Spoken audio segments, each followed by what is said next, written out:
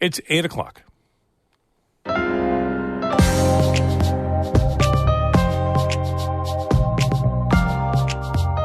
Good morning. This is Northern Light for Tuesday, September 26th. I'm Monica Sandreski. And I'm Todd Moe. An Olympic bobsledder is suing a team doctor and alleging a decade of sexual abuse. We'll have more details coming up. Plus, New York State is deploying additional National Guard members to help with the state's migrant crisis. You'll be helping them get a job, helping them support themselves, helping them leave these shelters, because I believe they did not come all these thousands of miles to live in a shelter with hundreds, if not thousands of others. Also on the show, Emily Russell takes us on a hike along the Black Pond Trail at the Paul Smith Vic to do some early leaf peeping. And we'll visit Indian Lake Central School's garden, which has become a welcome center for monarch butterflies. My teacher in second grade, she brought in 3 caterpillars in a cage for them to stay in with a bunch of milkweed, and then waited till they turned into butterflies. All of that is coming up on Northern Light. Stick with us.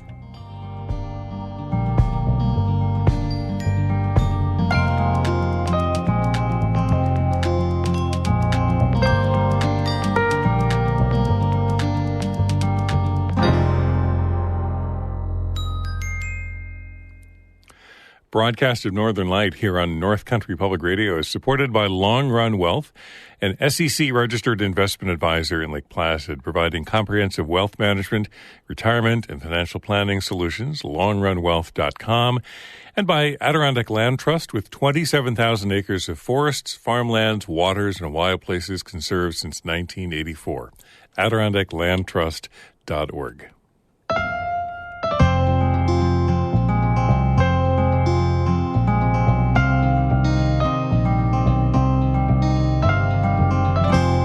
This is Northern Light. I'm Monica Sandreski. And I'm Todd Moe. An Olympic bobsledder is suing a team doctor and alleging a decade of sexual abuse. According to the Adirondack Explorer, Asia Evans says the team's chiropractor, John Wilhelm, assaulted her from 2012 to 2022. Evans earned a bronze medal in bobsled at the 2014 Olympics and competed again in 2018.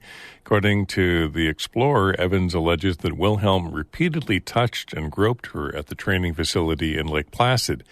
He did not provide a comment to the article. According to the lawsuit, Wilhelm still treats Olympic athletes.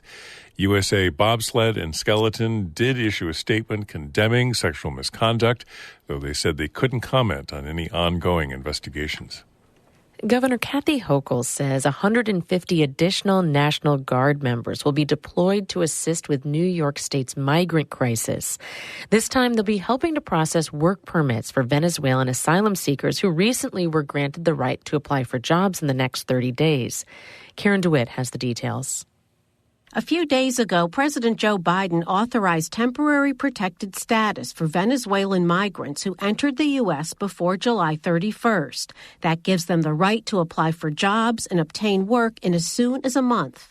Governor Hochul says the additional 150 National Guard troops, which brings the total number deployed to 2,200, will focus on helping the asylum seekers complete the necessary paperwork so that they can get employed and out of overcrowded temporary shelters. You'll be helping them get a job, helping them support themselves, helping them leave these shelters, because I believe they did not come all these thousands of miles to live in a shelter with hundreds, if not thousands of others. Hochul says the state is investing an additional $50 million to help the migrants with the paperwork. And she says it's much easier than the more onerous process of applying for asylum status. That requires numerous documents and filling out complex forms. She says the new form asks just a few key questions. I literally went on to the app myself and clicked it on to see how hard it would be. Are you from Venezuela? Did you come before July 31st? A couple more questions. And then the next step after you put that application, and it is literally online in minutes, the next step is that you're now automatically qualified for work authorization. The work permit form is then delivered to them in 30 days. Many of the state's industries, including farming, healthcare, and food service, are experiencing worker shortages. Hochul says she hopes the Venezuelan migrants can help mitigate that. Jackie Bray, the commissioner of the New York State Division of Homeland Security, predicts that many thousands of migrants will get jobs, but she says she can't say for sure yet how many. There is not a single database at this time that the city and the state can access, but there is robust information sharing about what they're seeing at the front door and how many people are moving on so that we can adjust our resources and make sure that we're targeting appropriately. Hochul had been asking the Biden administration for months to grant the temporary work permits for the Venezuelans. She says she'd now like to see all asylum seekers become eligible to work within 30 days, saying it would be a huge salvation. In Albany, I'm Karen DeWitt. The city manager of Watertown announced on Monday that he's resigning at the end of this year. That's a year before his contract expires with the city. According to the Watertown Daily Times, Kenneth Mix has served in the position for nearly 4 years. He told the paper he's leaving the job because of infighting and controversies within the city council, which he said has made it difficult for him to do his job. Members of the Watertown City Council have been divided over the decisions to purchase the former golf course and make costly upgrades to the pool. The city manager's last day on the job will be December 31st. There's been a traffic jam in the St. Lawrence Seaway over the last few days after a ship ran aground near Cornwall Island. According to the Watertown Daily Times, 2 tugboats responded to the grounding and cargo was transferred off the ship. The Seaway Corporation told the paper that low water levels were not to blame for the ship running aground. The incident has halted travel for 12 other vessels traveling along the St. Lawrence Seaway. The cargo ship is expected to be refloated by midday today.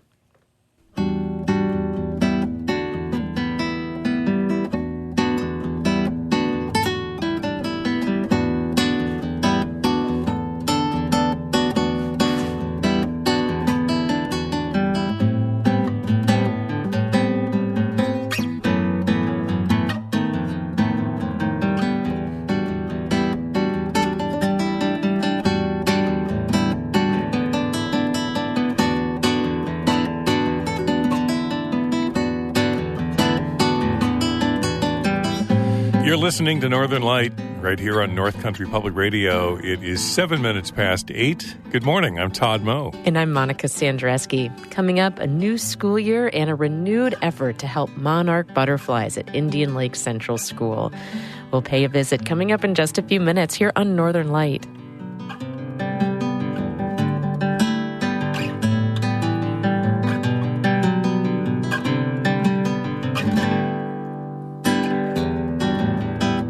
Potsdam guitarist Oscar Sarmiento. You can hear more of his music on our website anytime. Part of the Underscore Project. Check it out. ncpr.org/_. Northern Light is supported by Guideboat Realty, located in Saranac Lake, where health, history, and the arts meet in the Adirondacks. Your guide to Adirondack real estate, guideboatrealty.com.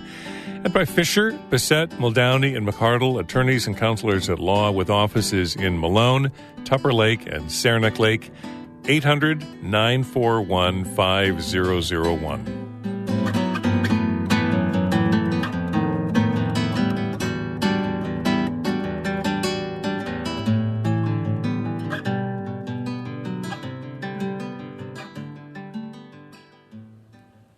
Fall colors are changing fast here in the North Country. Head outside and you'll see new pockets of red, orange, and yellow leaves around the region. Our Adirondack reporter Emily Russell went for a hike to soak up that early fall color and sent back this audio postcard. I woke up this morning and I was driving through Saranac Lake and it felt like the fall colors had just popped overnight, and so I knew I had to get out on a trail and see some of that color up close and personal. I'm hiking the Black Pond Trail at the Paul Smith's Vic. It's a pretty flat loop around the pond and offers amazing autumn views right from the start. The first bit of color I'm seeing is not up in the trees, but the ferns have these kind of like crispy edges. They've turned yellow or even orange, and then the edges are brown or even dark black. There's still plenty of greenery up in the trees, but some leaves are shifting colors. A warm breeze sends a shudder through some of the drier leaves around me. a bit down on the trail because I saw something move across it, and it's this tiny little toad, like the size of my thumbnail. It's so small. There's so much to see out here beyond just the fall foliage. I watch paddlers glide across the pond, spot a fish flopping just above the surface. My companion out here today is very happy with our decision to hike this trail. Hi, Dax. Dax is having a blast out here, my dog. Yes. The trail takes us across a small fish barrier dam that separates Black Pond from Long Pond. The stream between the two ponds is wide and shallow. It's darker back here under the thick canopy of pine trees. Every so often, I hear some chirping in the branches above me. I was just stopping to listen to a bird in the woods, and then I heard this kind of squeaking sound. And it was another bird flying over the pond, really low to the water, and I could hear its its wings or its body, whatever it was, making that kind of squeaking sound. Really sweet. I've been out here for more than an hour and haven't passed another person on the trail. And because it skirts along the edge of the pond, I get a new view with every twist in the trail. It feels like a gift, especially this time of year. I feel like fall is such a fleeting season. The colors are changing so quickly, and I feel like I'm going to blink and they're going to be gone. And it's going to be cold and, early winter. So it's super nice just to be able to get out here in the moment, like when it's actually happening, when fall is occurring, and just try to slow down and take as much of it in as I can. As I near the end of the hike, the trail takes me out onto a long wooden bridge. To my left, a loon flaps its wings against the water and bares its white chest. To my right, another loon calls out to its mate. I sit down on the dock and just watch them for a while. Emily Russell, North Country Public Radio, on the Black Pond Trail at the Paul Smiths Vic.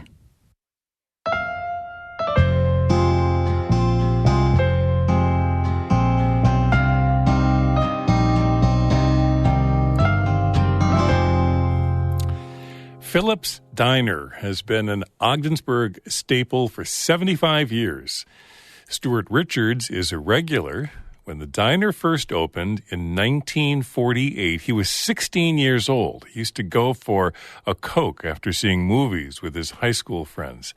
Now at 91, he drinks his coffee and reads his paper there every morning. Lucy Grindon met him sitting at the counter and produced this Heard Up North. My name is Stuart Richards. I have to have my coffee in the morning. I can't do nothing unless I have my coffee. And do they do free refills? They're generous, yes.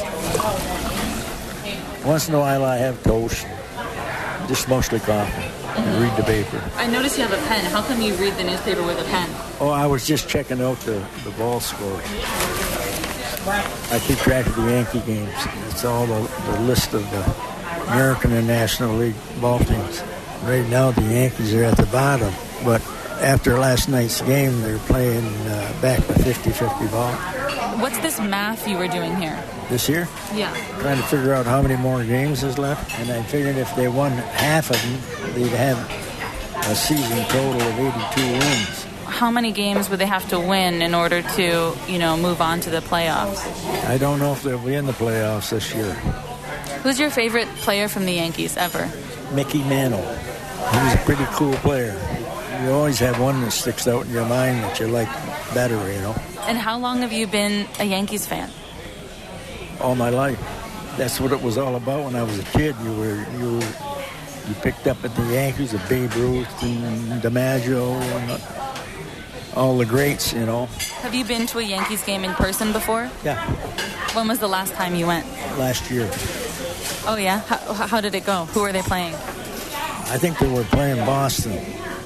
The Yankees lost. Oh. How does that feel when you're at a game and the Yankees lose? That's just part of the game. You can't win them all. I just have to keep watching every day.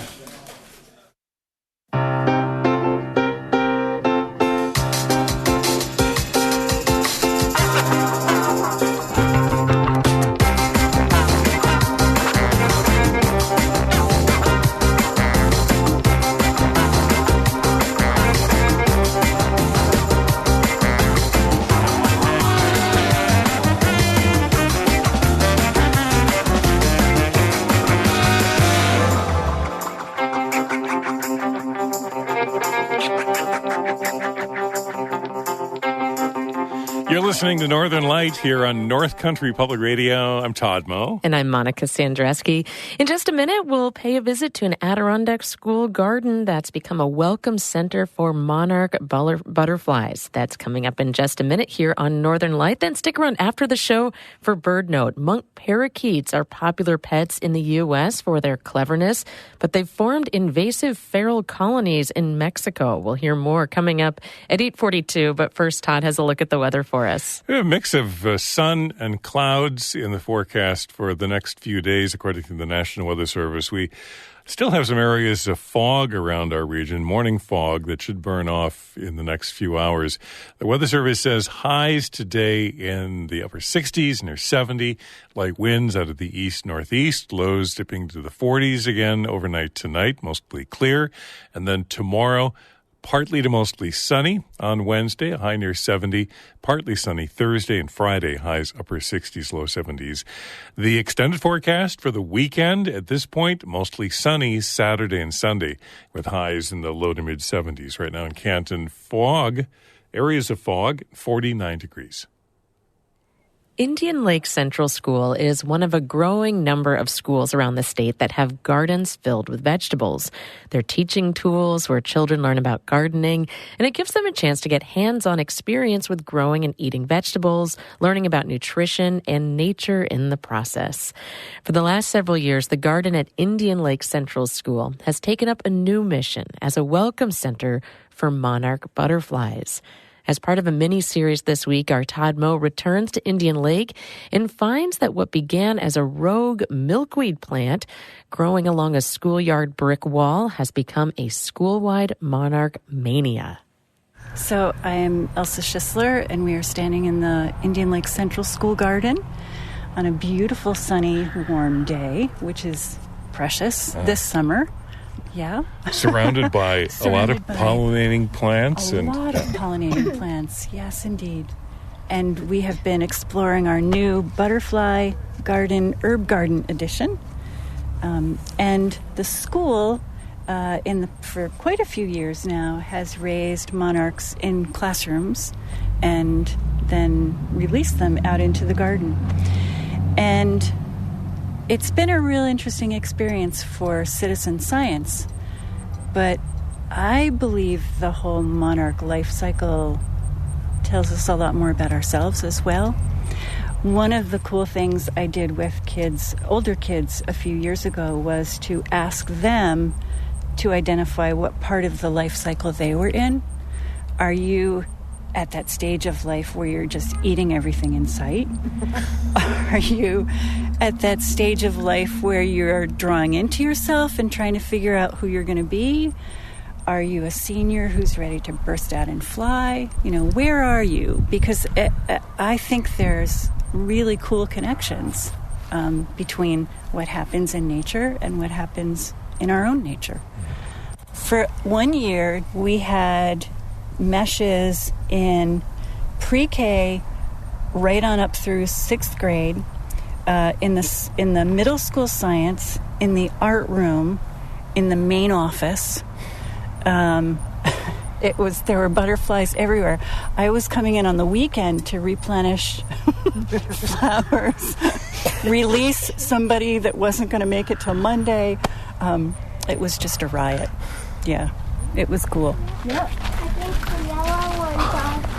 It's near the start of the school year and harvest season as I explore the garden space filled with veggies, perennials, and a huge patch of milkweed.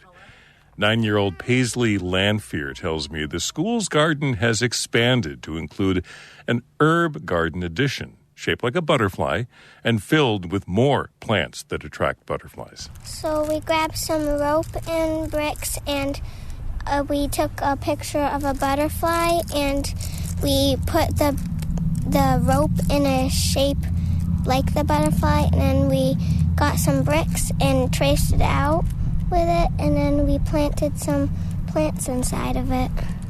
Is there something about monarchs that you love? Are they just nice to look at? Are you proud of your school doing its part to help the butterflies? Yeah, I like the colors of them. They're pretty striking, yeah. Paisley, do you want to explain what you've done in your classes? So my teacher in second grade, she brought in 3 caterpillars and a cage for them to stay in with a bunch of milkweed. And then we waited until they were growing into their cocoons and then waited till they turned into butterflies.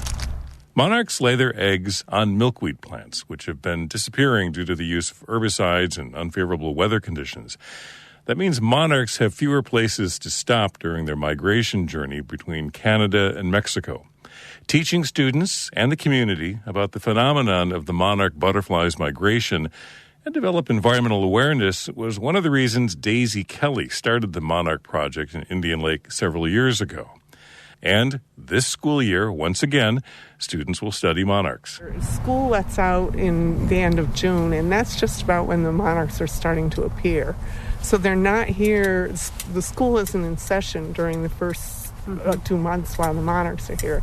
But school comes back into session just when that final generation that's going to migrate is being born and raised. So we had brought the meshes from the meal site and the other locations over to the school to finish their life cycle, and then the ones that were released from here were the ones that were going to Mexico. If you have milkweed, monarch butterflies will come. That's so true in Indian Lake. As we meander from the school garden back to Main Street, retired teacher Sally Stanton stands in her front yard filled with late summer flowering perennials. Hello. She waves us over, eager to show us a bushy swamp milkweed doing well along the side of her house. Great timing, as it's filled with seed pods and hungry monarch caterpillars. Oh, yeah, they're everywhere. Yeah, they are it's everywhere. covered. Look at them. Yeah, they're covered. That's great, Sally. You have more than everybody combined. Yeah, everywhere hiding. There's one there. Yeah. There's one there. This guy's down here. Yep. There. But Beak and I were out here this morning, and we counted 20. We found 20 on here. And there's probably some little ones you didn't even see. And there's a great one, where is it here? You can see the milkweed pod is being chewed right there. Yeah. Tear it up, buddy. Yeah. As the caterpillars nibble on the milkweed, Sally tells me she was one of the teachers who helped organize the school's garden and rescue rogue milkweed plants, which now crowd one side of that garden. Thank you again. Nice to meet you. Beautiful yard. Maybe in a few days come back and Wave them goodbye. Exactly. Yeah. Thanks, Sally. Coming up tomorrow morning, my visit to the Indian Lake Monarch Project continues. We stop at the town library, the town hall, and find out more about monarchs as a point of pride for the community. Even at the town hall, you're raising some butterflies. Yes, yeah. In fact, we have, I think, one scheduled for release today. I don't know, it just took off, no pun intended. Yeah, it did. It took off. Took flight. It took flight, yes. Yeah. Very good. Later this morning, you'll find photos of the Indian Lake Central School Garden, the folks there who are doing their part to promote monarch butterflies. And you can listen to yesterday's segment as well. That's at ncpr.org.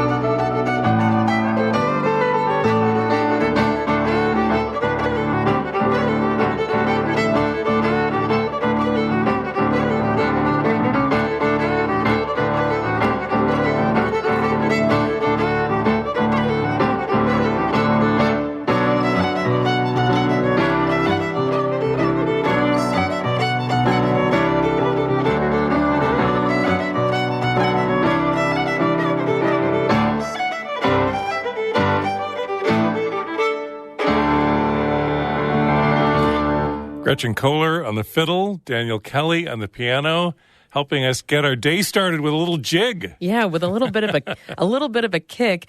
They're such a wonderful duo. They have a couple of concerts coming up. One is at the Great Camp Sagamore on October 12th, and then again at the Potsdam Public Library on October 13th. They'll be performing their concert series, Fiddling with Traditions. That's a cool project that they did where they interviewed North Country folk artists and created pieces of music inspired by those folk artists. Artists include rug braider Helen Condon, boat builder Chris Woodward, blacksmith James Gonzalez, and many more. You can find out more at our website, ncpr.org/calendar, which is always a good place to go if you're looking for something to do over the next couple of weeks. Yeah, this weekend there are two performances of a dramatic presentation of word and music in Canton. It's called The Earth, Our Home. It was written by Canton's Karen Wells, and it's a dramatic presentation that addresses climate justice. Two performances, Friday night and Saturday night, 7 to 9 in the sanctuary of the Unitarian Universalist Church on Main Street in Canton. It's part of the UU's social justice initiative for this year, Cultivating Climate Justice. Again, it's called The Earth, Our Home. It's a 2-hour program, dramatic presentation of word and music, written by Karen Wells and being performed Friday and Saturday night, 7 o'clock in the sanctuary at the UU Church in Canton, free and open to everyone. Don't forget to check out the exhibit currently on display at the Brush Art Gallery at St. Lawrence University in Canton. It's called Environment, Health, and the Body in Traditional Paintings from Contemporary India. It invites viewers to explore the aesthetic richness of living painting traditions in India today and to engage with issues of marginalization and inequity. We'll be hearing from the curator, Chandray Basu, coming up on Thursday right here on Northern Light. And you can find more about that exhibit at stlawu.edu/gallery, also at our website, ncpr.org/calendar. So before we close things out, here's the deal. We heard that audio postcard from Emily Russell earlier this half hour. She recorded that on her phone. And speaking of recording things on your phone, if she can do it, right? So can you. Emily Russell can do it, and so can you. We are always eager to hear more from what's going on in your world. Get out your phone, record some sound about some curious things going on in your community, and send it to us. news@ncpr.org, and you just might hear it on the air. Or if you want to send it to Monica at ncpr.org and try to stump me. Oh, that's for its own special, that's its own special brand of sound. Yes, we do a regular segment called Stump Todd, and that's where listeners record some sound going on in their world, and we don't play it for Todd. We see if he can guess it on the air in real time. If you think that you've got something, email it to me, Monica@ncpr.org. We're trying to stump Todd with our sounds, so send in yours. I double dare you. Yes, he's good. He's good. He's really good. So give it your best shot. Again, Monica@ncpr.org. I am Monica Sandreski. And I'm Todd Moe. Thanks for listening. Be well.